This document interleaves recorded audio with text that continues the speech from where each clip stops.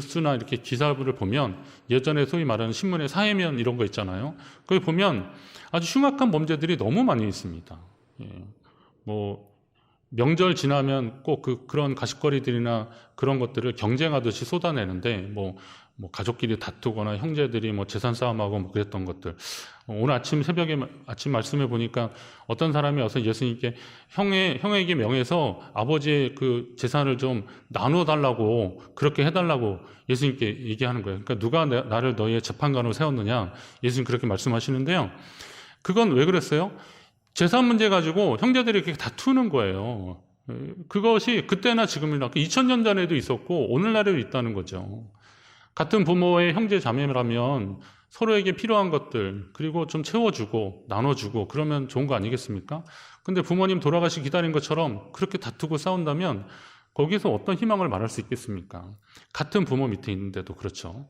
그러면 같은 부모 밑에도 그렇다면 일반적으로 사회에서는 정말 잘 훈련되고 도덕적으로 그리고 잘 단련된 이런 사람들 아니면 그 본성은 사실 기대기가 참 어렵더라고요. 그러나 잘 훈련되고 규율에 엄격한 사람 그리고 모범적으로 사는 사람 같아도 그 안에서 솔직히 선한 것과 악한 것이 계속 다투고 있다는 것을 부인할 수 없을 겁니다. 사도 바울도 그런 상황에서 오라 나는 곤고한 사람이다. 내 안에 선과 악이 계속 다투고 있는 것에 대해서 사도 바울도 계속 고민하고 하나님 앞에 나를 긍휼하게 달라고 그렇게 기도했던 사람입니다. 바울이 그러니까 모든 사람이 죄를 범하여서 하나님의 영광에 이르지 못했다라고 그렇게 고백하고 있지 않습니까? 결국 사람을 의지하는 인생은 하나님의 영광에서 멀어지고 죄 가운데로 갈 뿐이라는 겁니다. 그는 사막의 가시덤불 같을 것이며 이게 이제 오늘 본문의 6절을 현대인 성경으로 좀 쉬운 말로 한 건데요. 사막의 가시덤불 같을 것이다. 그리고 아무런 희망도 없이 사람이 살지 않는 사막의 메마르고 염분이 많은 땅에서 살게 될 것이라. 여기 그 건건한 땅 이런 표현들이 염분이 많은 땅입니다. 여기서는 아무것도 되지 않습니다. 제가 잘 모르고 예전에 김장 김치 남은 거 있잖아요. 막 너무 쉬워가지고 그래서 그거를 아파트에다가 좀 버렸거든요. 그랬더니 우리 집사님 한 분이 슬쩍 오셔서 그러더라고요. 목사님, 김치 밭에 버리면 안 돼요. 그러더라고요. 그냥 시골이니까 저는 그냥 버려도 되는 줄 알았더니 왜 그러냐 했더니 그 김치에 있는 염분들이 밭에 이렇게 녹아들면 거기가 안 난대요. 그 집사님과 저와의 비밀을 했거든요. 그런데 그 다음에 여름인가 봤더니 진짜 고기만 이렇게 안 나더라고요. 예. 건건한 땅은 그런 땅이에요. 염분이 많아서 뭔가를 더 하기 힘든 땅. 이런 땅에 살게 되는 것이 사람을 의지하는 사람의 삶이더라고요. 이게 하나님이 우리에게 주시는 말씀입니다. 그러나 여호와를 의지하는 인생은 어떤 인생입니까? 이제 우리가 누구를 의지하는지는 분명하잖아요. 여러분이 오직 여호와 하나님만을 의지하는 인생이 되시기를 간절히 바랍니다. 요셉은 하나님을 의지하니까 그가 보는 시각이 확실히 달랐습니다. 아까 형들은 요셉이 가까이 오기 전에 멀리 있을 때 그를 어떻게 죽일까 궁리를 했는데 요셉은 나중에 형들과 화해하는 과정 속에서 뭐라 그러냐면 내게로 가까이 오소서. 내게로 가까이 오소서. 그들이 가까이 가니까 뭐라 그러냐면 나는 당신들의 아우 요셉인데 당신들이 애굽의 판자라 이렇게 얘기합니다. 이 말씀 읽으면서 제가 좀 요셉 참 짓궂다 이런 생각도 했어요. 이게 뭐냐면 형들에게 가까이 오라고 하는데 나는 당신들이 애굽의 판자다. 당신들이 예전에 팔았던 그 요셉이 납니다. 접니다. 이렇게 얘기하는데 이게 지금 그 말하는 사람이 누구예요? 애굽의 총리 아닙니까? 그러면 가만히 생각해보면 형제들은 애굽의 총리를 팔아버린 거예요. 그때. 그러니까 그런데 가까이 오래요. 그러니까 오라는 거예요? 말라는 거예요? 그렇지 않습니까? 그런데 가까이 오라고 요셉이 지금 그러더라고요. 그들이 한 짓을 보면, 그들이 한 잘못을 보면 당장에 옥에 가두거나 처형을 해도 모자랄 판이지만 그러나 요셉이 왜 그들에게 가까이 오라고 하겠습니까? 나는 당신들이 한 행동을 다 용서할 테니 이제 내게 가까이 오라 이거예요. 그리고 나와 함께 하나님께 가까이 가자라고 지금 부탁하고 초청하고 있는 겁니다. 자, 하나님을 가까이 하는 사람의 인생이 바로 이런 거더라고요. 하나님은 이사야 선지자를 통해서도 비슷한 말씀을 하십니다. 오라 우리가 서로 변론하자. 너희의 죄가 주홍 같을지라도 눈과 같이 희어질 것이고 진홍같이 붉을지라도 양털같이 희게 될 것이다. 약속하십니다. 말씀하셔요. 하나님 말씀하시는 거예요. 오라 우리가 서로 변론하자. 변론하다는 건 뭐예요? 만나야 되는 거 아닙니까? 가까이 오라는 거예요. 내게 가까이 오라. 내게 가까이 오면 너희 죄가 주홍 같을지라도 진홍같이 붉을지라도 눈과 같이 희어질 거고 양털같이 희게 될 것이다. 하나님 지금 말씀하시는 겁니다. 가까이 하는 사람들에게 그런 복을 주시겠다는 거예요. 지금 하나님이 저와 여러분의 이름도 부르시는 줄 믿으시기 바랍니다. 주님이 여러분의 이름을 부르실 때요, 우선순위를 가장 앞에 두고 다른 것 좀 제쳐두고요, 주님 앞에 가십시오. 예배하는 거, 하나님 말씀 보는 거, 기도하는 거, 이거 하나님 여러분을 부르시는 겁니다. 성경 읽기 교회에서 할 때, 교회를 통해서 이렇게 전체적으로 성경 읽기 한다 그러면 여기에 하나님의 특별한 계획하심과 기름 부으심이 있다라고 생각하시고요. 함께 그냥 참여하십시오. 조금 힘들어도 해보시고, 아예 안 하는 분하고 하다가 좀 지쳐서 좀 바빠서 좀 탈락하는 분하고 저는 분명히 다를 거라고 보거든요. 계속 하는 거죠. 계속 해보는 거예요. 부끄러운 얘기지만 이게 우리의 민낯 같은데요. 정말 예수님 믿으면서 평생에 성경 한 번도 못 읽는 분들이 있어요. 아닐 것 같죠? 실제로 있어요. 있더라고요. 저한테 고백한 분들이 여럿 있는 거 보면 많이 있을 것 같아요. 전에는 바빠서 못 읽는데 나중에 눈이 침침해서 못 읽는다고 그러시더라고요. 근데 죄송하지만 제가 여기 제1상가 우리 가다 보면 우리 권사님들 계시는데요. 그분들이요, 돋보기로 이렇게 놓고 성경책 보고 계시더라고요. 눈이 침침해서 성경 못 읽는 거는 그냥 핑계죠, 말하자면. 근데 하나님을 가까이 하려고 하면 나이가 들어도 돋보기고 좋잖아요. 요즘에 핸드폰으로 이렇게 확대해서 보는 경우도 있더라고요, 보니까.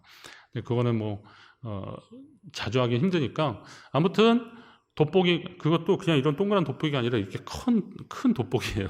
그게 나오더라고요. 그렇게 보고 계시더라고요. 하나님을 가까이 하려고 애쓰는 사람들. 하나님이 부르고 계시는 거예요. 성경 읽자, 하나님 부르시는 거예요. 말씀 보자, 하나님 부르고 계시는 거예요. 우리 기도하자, 그러면 하나님 부르고 계시는 거예요. 우리 어떻게든 예배합시다. 온라인으로라도 예배합시다. 아니면 현장에 모일 수 있으면 모입시다. 그렇게 하는 거 다 하나님이 부르시는 거예요. 오늘 말씀을 통해서도 예레미야가 백성들에게 권면하고 있습니다. 헛된 우상 섬기지 말고 오직 하나님만을 섬기며 그분을 의지하라. 겉으로는 하나님 백성이라고 하지만 속으로는 사람의 제도나 방법, 경험이나 지식, 심지어 자기 욕심에 치우쳐서 하나님보다 인간적인 방법들을 추종하는 사람들에게 오늘 지금 하나님을 의지하라 라고 말씀하는 거예요. 여호와를 의지하라. 아닌 것 같죠? 사람은 본능적으로요, 자기가 중심이 되더라고요.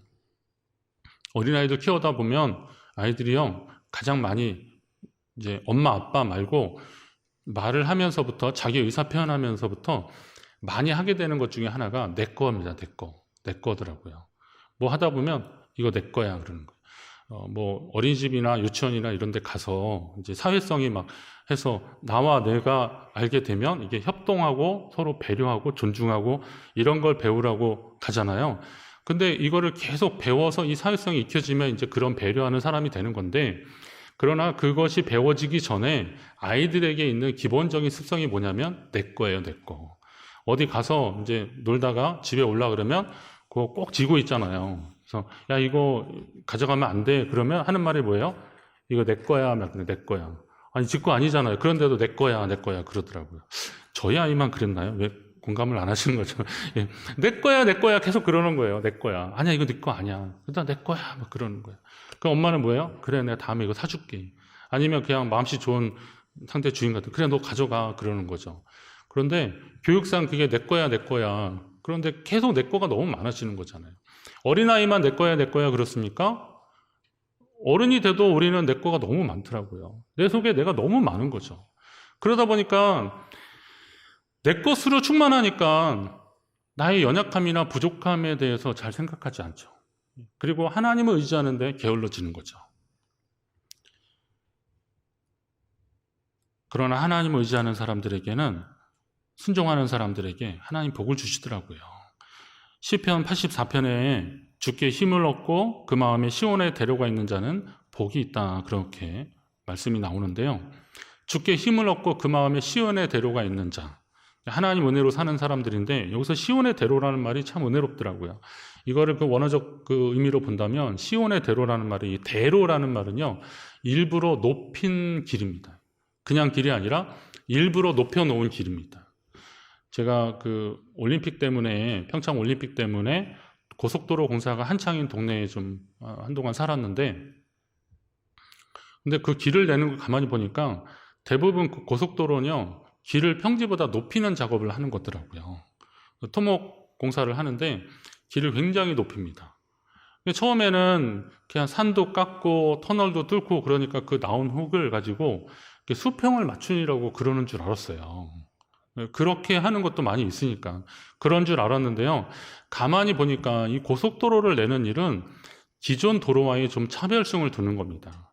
그러니까 빠르고 쉽게 갈 수 있도록 길을 좀 곱게 내야 되는데, 그러려면 기존의 길을 가지고는 답이 나오지 않는 거예요. 기존에 그냥 이렇게 꾸불꾸불한 길들 있잖아요. 이런 길들 가지고는 답이 안 나오니까 그 길들을 가로지르는 돋는 길을, 높이는 길을 세우는 거더라고요. 그렇더라고요. 자동차가 100km 이상 달리고, 뭐 빨리 달릴 땐 120, 130 뭐 그렇게 달리잖아요. 규정 속도는 그래도 조금 더 달리는데, 이게 어느 정도 되면 곡선 도로는 이게 몇 도 이하로 줄어야 되는 거더라고요. 그 요즘 그 뭐 루지나 스켈레톤 뭐 이런 그 봅슬레이 하는 거, 그 빙상 그 레인 보셨죠? 그게 보니까 완전한 곡선은요, 거의 벽이 이렇게 옆으로 있더라. 원심에 나가지 않도록. 그걸 막아주는 건데, 일반 차들이 그렇게 달릴 수는 없고, 기본적으로 달리려면 어떻게 해야 되는 거예요? 그 길을 가려면 곡선을 너무 주면 안 되는데, 그 곡선을 곱게 내려면, 이 시온의 대로를 만들려면 어떻게 해야 돼요? 그 길을 기존 길 가지고는 안 된다는 거죠. 여기에 이제 영적인 감화가 있어요. 오늘 우리가 하나님 안에서 시온의 대로를 사모하는 사람들은 우리 마음과 인생에 시온의 대로를 내려면 기존에 의지했던 인간적인 마음에서 난 길은 제거해야 된다는 거예요. 그거 가지고는 될 수 없다는 거예요. 다시 어떻게 해야 돼요? 대로, 시온의 대로, 높여야 되는 거예요. 하나님이 원하시는 그 길을 가야 하는 거예요. 하나님이 만들어주시는 그 길을 가야 되는데, 그거는 기존 길이 아니라 하나님 기뻐하시는 그 길인데, 그 길이 뭐냐? 그게 믿음의 길이고 하나님 의지하는 길입니다. 그 길이 순종의 길이라는 거예요. 여호와를 의지하는 인생에게 내주시는, 순종하면서 따라가는 그 길, 저와 여러분이 다 그 길을 걷게 되시기를 간절히 바랍니다.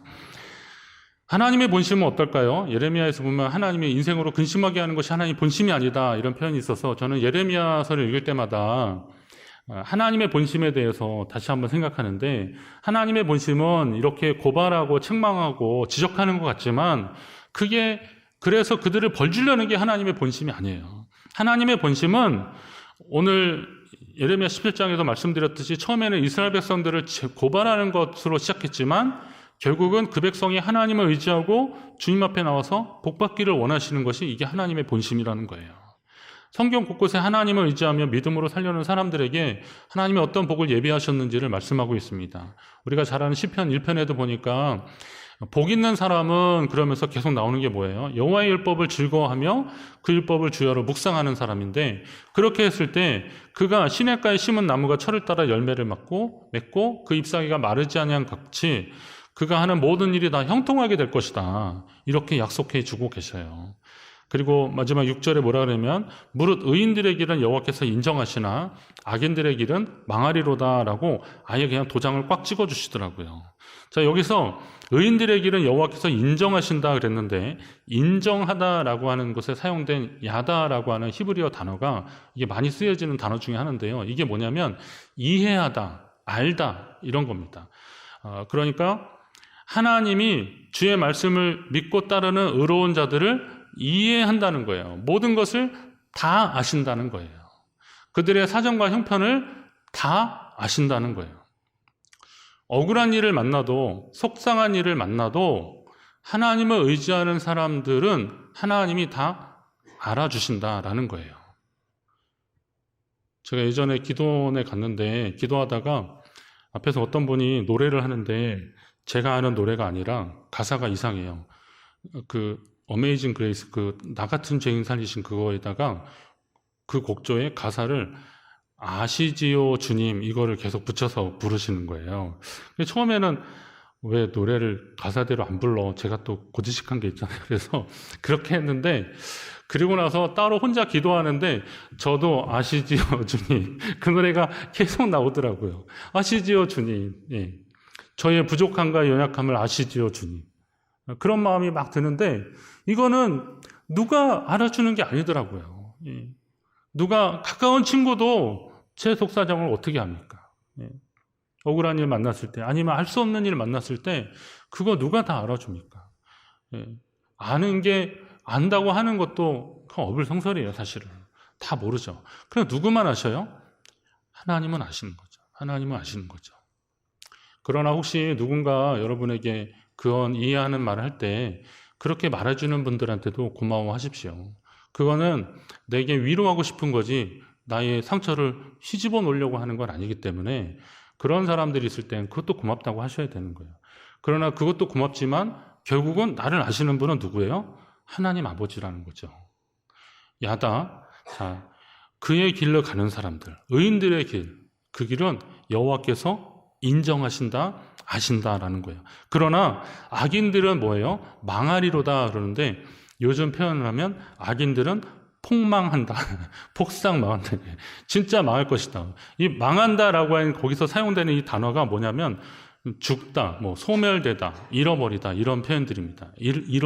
잊혀지게 되다 이런 거예요. 존재 자체가 기억에서 잊혀질 수도 있는데 그냥 그게 흔적 없이 사라지는 것도 있잖아요. 이게 망한다는 것은 바로 그런 거죠. 하나님에게서 벗어나고 하나님을 의지하지 않는 사람은 하나님이 기억력이 나빠서 잃어버리는 게 아니잖아요. 그냥 그 존재 자체가 사라져 버린다라는 겁니다. 여러분 그거 얼마나 속상하십니까? 교회에서 제일 어려운 게 뭐냐면 그 세례교인 정리하고 사무총회 때 정회원 발표하고 그러는 거예요. 가끔 하다 보면은 어떤 분이 오셔서 목사님 우리의 이름이 빠졌어요 그러시더라고요. 얼마나 깜짝 놀라요. 예. 보면 한 몇 년째 교회 이렇게 출석 안 한 분들은 뭐 교육자들 이렇게 하다 보면 좀 이렇게 누락이 될 수도 있고 그러거든요. 그 전에 뭐 선거 때 대선 후보가 뭐 어느 교회 내가 직분자라고 그랬는데 확인해 보니까 그분은 우리 교회에서 이제 제적당했다 그러니까 이 제적이란 단어 때문에 한번 난리 난 적이 있었잖아요. 근데 제적이라는 거는요, 교회법상으로도 그래요. 뭐 1년이나 2년 이상 소식 없이 교회를 안 나오면 원래는 제적을 하게 돼 있어요. 그러나 제적됐다고 해서 성도가 아닌 건 아니거든요. 그러나 교회 행정상은 그렇게 정리를 해야 돼요. 왜냐하면 그걸 다 모아놨다가 만약에 사무총회든 무슨 회의를 할 때 정회원 그러면 과반수 이상을 참석해야 되는 건데 그거 안 되면 회의도 안 되고 그러잖아요. 그러니까 우리 교회가 만약에 88년인데 88년 동안 돌아가신 분들 빼고 그냥 등록한 분들을 다 남겨놓으면 어떻게 되겠습니까? 그러다 보니까 할 수 없이 행정적으로 그냥 제적을 하는 경우가 있는데 그렇다고 해서 그분이 우리 교인이 아닌 건 아니거든요. 자, 그랬는데 그 이름 빠지면 너무 섭섭해 하잖아요. 그 심정이 이해가 갑니다. 제가 한번 예전에 목사 초기 때 진짜 어느 집사님 남편이 한 10년 교회를 계속 안 나오신 거예요. 제가 그렇게 신방을 하고 그래도 진짜 한 번도 안 나왔어요. 그래서 정리하다 고민하다가 결국은 뺐거든요. 그런데 사무총회 하는 날 나오셨어요. 그날 나오셨어요. 그러니까 사무총회 때 나온 게 아니라 그날 예배 시간에 나오셨거든요. 제가 그분을 딱 보는 순간에 그날 하루, 오늘 그날 예배 내내 아, 이거 어떡하지? 그 생각만 계속 나는 거예요. 예배는 막 설교는 막 저쪽 안드로메다 가 있고 너무 힘들었어요. 제가 사무총회 시작하기 전에 가서 말씀드렸어요. 뭐 그래도 예전에 직분은 집사를 받은 분이니까 집사님 미안하다고 내가 그렇게 정리하다 그랬다니까 그분이 아, 예, 이해합니다. 제가 잘못했죠. 이 정도 분이면 정말 인격적이고 대단한 분이에요. 그런데 어떤 분들은 섭섭해 하시더라고요. 전 충분히 이해가죠. 자, 그러면 그 이름에 그 명부에 이름 하나 빠진 것이 그렇게 속상한데 그러면 하나님의 생명책에 그 명부에 내 이름이 빠졌다고 한번 생각을 해보십시오. 어떤 사람들이요? 하나님을 의지하지 않는 사람들, 자기의 길을 믿고 그 길로 가는 사람들은 거기에서 이름이 사라진다. 이게 망한다는 것을 우리가 보통 생각하는 그냥 폭삭 망했다. 이 정도의 망한 게 아니라 이름이 잊혀진다라고 생각해 보세요. 하나님에게서 내 이름이 잊혀졌다. 얼마나 안타깝습니까? 하나님과 멀어진 사람은 가뭄을 만난 대지와 같고 하나님을 의지하는 사람은 물가에 심어진 나무라고 오늘 비유하고 있어요. 유다 광야처럼 척박한 환경에서 가뭄은 모든 것이 말라버린 상황입니다. 그런데 가뭄의 원인은 우리가 가뭄의 현상만 보면 이게 다 말라버렸다 그래서 아예 안타깝다 그러지만 사실 원인은 뭐예요? 물이 없어서 그런 거거든요. 물이 없다고 할 때 하늘에서 내리는 비가 없어서 물이 없는 수도 있고요. 그리고 환경상 그걸 담아서 관리를 못하는 경우가 있는데 비가 오지 않으면 물이 없는 건데 또 혹시 비가 오지 않아도 물을 잘 끌어만 올릴 수 있다면 풍족할 수 있습니다. 이스라엘 땅을 가보면 유대 광야 저쪽 그 네게브 사막에서 올라가는 그쪽은 굉장히 척박하고 광야하지만요. 그러나 예루살렘 지나고 여리고 지나서 조금 올라가다 보면 푸릇푸릇합니다. 이스라엘 그쪽 그 사마리아 산지 이쪽으로 가면요. 거기는 진짜 우리나라 제주도 같은 그런 느낌이 막 들 정도로 굉장히 비옥합니다. 그래서 야, 이렇게 좋아서 젓가꿀이 흐르는 땅인가 보다 이렇게 생각했는데 안내하는 분이 그러시더라고요. 물론 요르단, 지금으로 보면 이제 요르단 지역에 그런 데도 있겠지만 그러니까 에돔, 암몬 막 이런 데죠. 모압, 암몬 이런 데 있는데 그러니까 그 르우벤, 갓, 므낫세 반 지파가 이쪽에 살겠다고 막 그럴 정도로 그런 비옥한 땅도 있는데 대부분의 있던 팔레스타인 지역은 굉장히 척박한 곳인데 그 이스라엘이 농업으로도 발달된 나라거든요. 근데 키부츠라고 들어보셨죠? 그런 공동체를 통해서 그 관계수로를 잘 연결시켜서 그래서 물을 잘 끌어서 그것을 그렇게 풀이 나고 그리고 재배를 할 수 있는 그런 곳으로 만드는 겁니다. 그러니까 물이 없어서 마르고 황량하다고만 탄식할 것이 아니라 물을 끌어들일 수 있는 방법을 고안하면 되는 거잖아요. 영적인 원리도 마찬가지입니다. 그 물을 찾으면 되는 거예요. 근데 예수님이 우리에게 말씀해 주신 게 그거더라고요. 내가 주는 물을 마시는 자는 영원히 목마르지 아니할 것이다. 사마리아 우물가에서 이 물을 마시는 자는 다시 목마르겠지만 내가 주는 물을 마시는 자는 영원히 목마르지 않을 것이다. 내가 주는 물은 그 속에서 영생하다고 솟아나는 샘물이기 때문이다. 라고 예수님 말씀하시는 거예요. 그 물이 누구에게 있는 거예요? 우리 예수님께 있는 거예요. 세상이 아무리 가물고 황량해도 예수님을 만난 사람은 그 배에서 생수가 흘러날 줄로 믿으시기 바랍니다. 그걸 바로 발견해야 되는 거예요. 그걸 만나야 되는 거예요. 하나님이 인도하시는 겁니다. 자, 마지막으로 하나님을 의지하는 자들을, 하나님을 찾는 자들에게 하나님이 뭘 허락하시냐? 열매를 주시더라고요, 열매를. 예레미야 11장 이하에 보면 여호와께서는 그의 이름을 일컬어 좋은 열매 맺는 아름다운 푸른 감람나무라 이런 표현이 나옵니다. 좋은 열매 맺는 아름다운 푸른 감람나무. 그냥 이렇게 간단하게 좋은 열매 맺는 감람나무라 이래도 되는데 좋은 열매 맺는 아름다운 푸른 감람나무 이거 계속 띄워주세요. 손글을. 거기에 계속 형용사 부사가 계속 들어가 있어요. 꾸미면 수식어가 계속 있다는 거예요. 뭐예요?